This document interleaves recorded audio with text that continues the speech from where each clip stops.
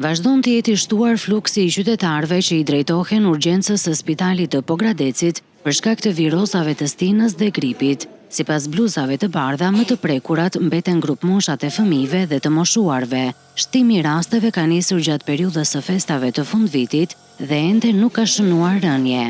Në pediatri pati një rritje të numrit të fëmijëve me viroza të rrugës respiratore, me virusin e influencës, duke kapur gjithë grupmoshat e fëmijëve, duke pasur një fluks rreth 60-70 fëmijë në 24 orë.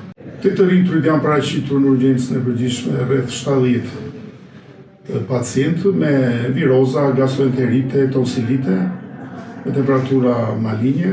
Mjeku bën thirrje qytetarëve që të kërkojnë ndihmë mjekësore që në ditët e para të shfaqjes së simptomave për të parandaluar përkeqësimin e gjendjes shëndetësore.